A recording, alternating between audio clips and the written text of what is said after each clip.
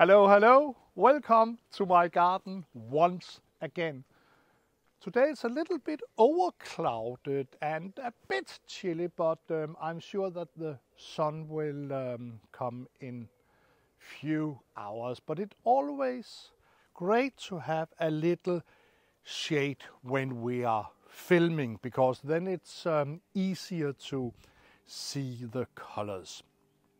Today I would like to talk about cottage plants, and if you look here you can see it's very cottage-like. I will not call my garden a cottage garden because it's also formal, but I would say that my plantings they are in the cottage style. And maybe you would ask me, what is a cottage plant? And I would say it's a plant which look a little bit wild. And see, for example, this one. This is Hesperis matronalis, and this is a quite special form because normally Hesperis matronalis is biannual, which means that if you sow it, you will the first year after sowing you will see the green leaves. Next year you will have the flowers, and then the plant will die. But this one is a perennial type, so I'm not sure if the name is Hesperis matronalis. I'm sure that this is Hesperis, but if some of you know a name and know a Hesperis perennial type, I would love to know the name.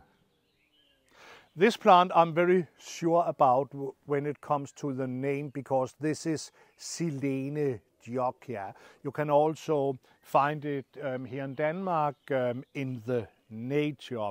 It's such a beautiful plant, self-seeding, but to be honest, sometimes it can be a little bit too much. So normally we throw some of them up, but I really like the color and the wild impact. You probably know this perennial.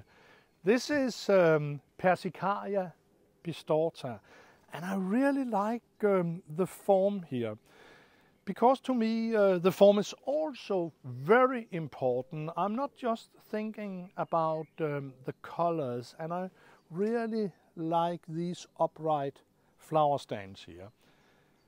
And if you know this plant, you will know that it can be very spreading. It can be very invasive, but because I'm planting so dense, it will not move. And you can see I have it in many places here. And I can also tell you, when the blooming is over, we cut this perennial down. We cut it down to the ground, both the stems and the foliage. And it means that it will flower again in, let's say, 7-8 weeks later. So when we cut it down in the beginning of July, we will have a second flush by the end of August. Cranesbill is also such a great perennial or great plant, and this one I would call a real cottage plant. It's quite tall, and you can see that we have supported it. And this is also a secret here in the garden, because we support the plants before they will fall, because it's so difficult to raise them up when they are falling down here, and when it's stormy and rainy. And this geranium, this cranesbill, is Geranium pratense, and this is flowering in the wild here in Denmark, and I think it's such a great plant. It's also a self-seeder, but yes, we cut them down before they set seeds, and as we as I have told about with the Persicaria, we cut them down to the ground. It means that we will have fresh foliage. We will not have a second floss, but I really like to have fresh foliage in the border. And then there's one more plant I would like to show you. You probably know that. And no, I'm just trying to make fun, because this is the ground elder, and it's a nice flower, but we take them away, because if they self-seed, it will just be a nightmare. But yes, as I have said, the flowers, they are great, but as you know, it can be very much too much. I just love wild flowers, and I think that many thistles, they are great, but they can be very self-seeding too. But this is sterile. This is a sterile thistle. This is Cirsium revolare atropurpureum, and this plant at some height in the border, and you can see here we have also supported the plant. I think it's such a beautiful color, and now you can see that the sun is coming, and it's getting a bit warmer.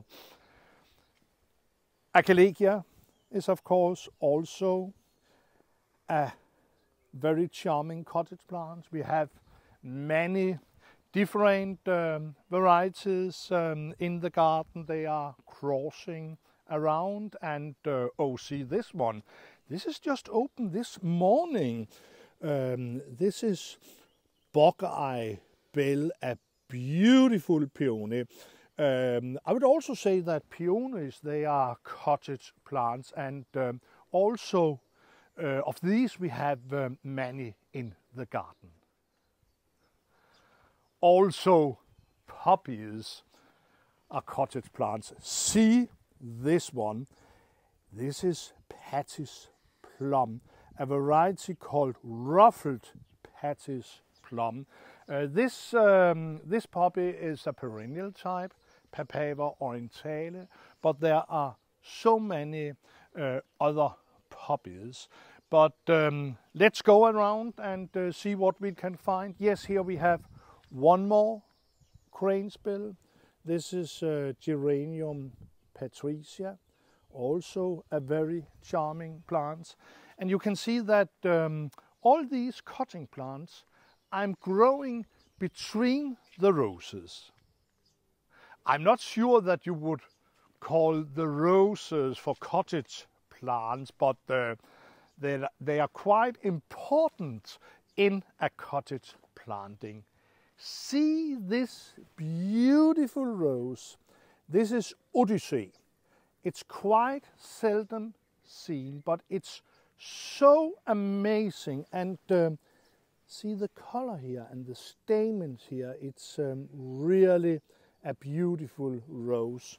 The roses, they have just started, and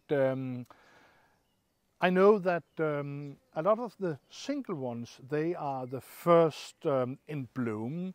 Down there you can see this is Asia, and I will go there and show it to you. But also when it comes to the cottage plantings, you can see here we have Hesperis. This is, you can see this is almost white, and we also have the Aquilegias here, and we have the Silena Georgia. And I just love to have the roses between the perennials, because if you have the bare legs, I think it's a bit uncharming. And then we have, this is also a cottage plant, Centaurea montana. It's related to the cornflower. This is such an amazing time of the year when the roses, they start to flower, and you have all the perennials. Maybe some people will find my plantings a bit too wild, but I need to say that I just love it when you have all the flowers together with the roses, and there are so many roses in pots. This is also a quite seldom seen plant. This is Valeriana pyrenaica, also a beautiful plant, and see all the roses here.